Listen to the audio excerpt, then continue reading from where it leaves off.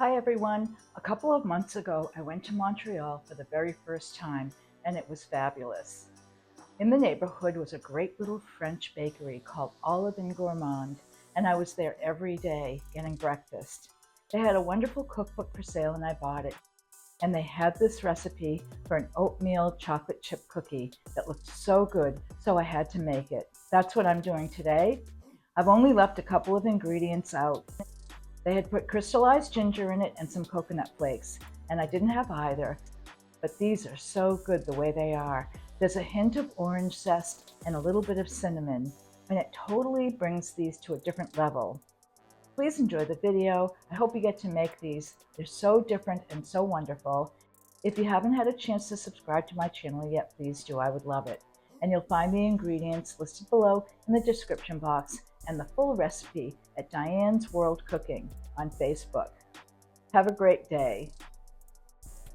I'm adding about 6 ounces of dark chocolate. I really love this Lindt brand, but anything is good, and you can still use chocolate chips if you want. If you're going to use a candy bar, then just chop it up into about a 1/2 inch to 1 inch piece. It really looks cool in the cookie. Although the original recipe has milk chocolate in it, I really feel that the dark chocolate is better. It's more vibrant. This is approximately the size that you'll need, and we're going to leave all the little tiny shards of chocolate behind. We don't want them mixed in with the cookies. It looks better when they're in a chunk like this, and you can use those little leftovers for hot chocolate or to garnish cupcakes or anything that you want.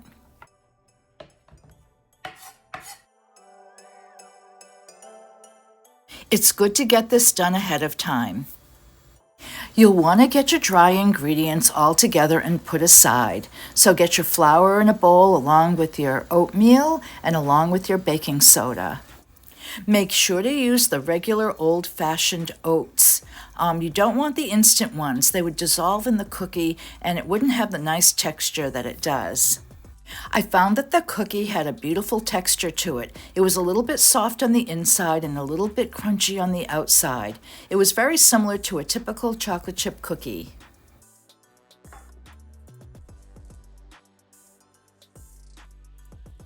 You're going to just use baking soda as your leavening agent. And that last ingredient of salt really helps stimulate the flavor of desserts. It's really surprising, but it really does the same thing as it does for savory food too. Always try and mix up your dry ingredients ahead of time. You wouldn't want that baking powder or salt or part of the other ingredients to sort of be not mixed in well and not blend well. So this is an important step. Sometimes you can even use a whisk to do this, but I'm using a spoon because of the oatmeal. I'm zesting 1 navel orange. You can use any orange. Make sure you get underneath.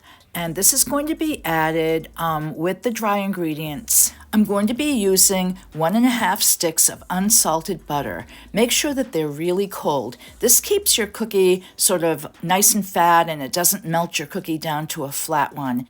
If you've ever had your chocolate chip cookies really flat, one of the reasons why is because the butter has been melted ahead of time or really way too soft. Put both of your sugars on top of the butter and mix till really smooth and creamy. Using an electric mixer is really kind of important for this. You can see I'm packing down my brown sugar. Always do that unless your recipe tells you not to, because it's really light and fluffy and you won't get the proper measurement. Make sure to mix your butter and your sugars till they're really smooth and creamy. Once this is done, I'm going to slowly start adding my oatmeal, flour, baking soda combination, 1 big scoop at a time. I really want to make it nice and smooth. I forgot to add the orange zest and cinnamon now, but I added it later. Scrape off the dough from the paddle and also around the edges. This looks really well mixed. If it's not, just remix it a few more minutes. Now it's time to add the vanilla.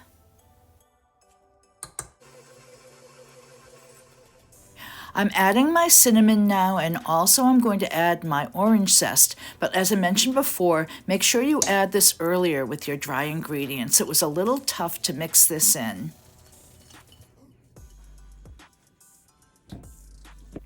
Now it's time to add your chocolate chunks into your cookie dough mixture. You're going to probably want to do this by hand. That dough was pretty heavy, and don't worry about doing any harm to the dough. It's not going to make it tough or anything like that. Just get them really thoroughly mixed in. I'm all set to start scooping out this dough. I'm going to use an ice cream scoop. These are really large, substantial cookies. This is a little challenging, but it's more to get them out of that scoop. Make sure you press in the dough so you get a nice solid piece. So give it a little bit of a push, and sometimes I helped some of the cookie dough out. I gave my cookies plenty of room so that they could expand. They're really large cookies too. So I put 6 on each cookie sheet, and the instructions said to bake each one individually. So 1 cookie sheet at a time goes into the oven. Now you want to press down the cookie a little bit with your hand. Not really a huge amount. The cookies should be about 1 inch thick. I baked the cookies at 350 degrees for about 15 minutes. Here's my second cookie sheet, and then I'll go on to the third.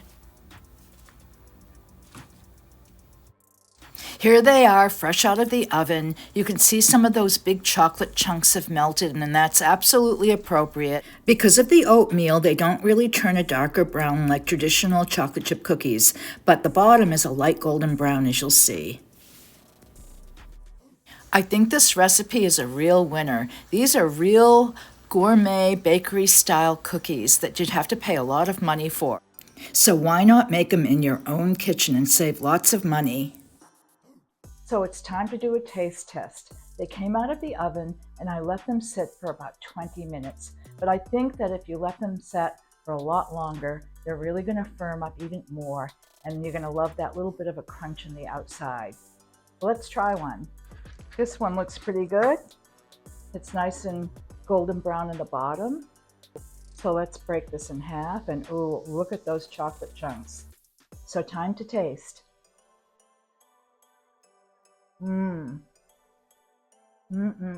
They taste a lot like a regular Toll House cookie, only elevated. They have a much more complex flavor that's really good though. You get that little hint of cinnamon, and you get the orange zest.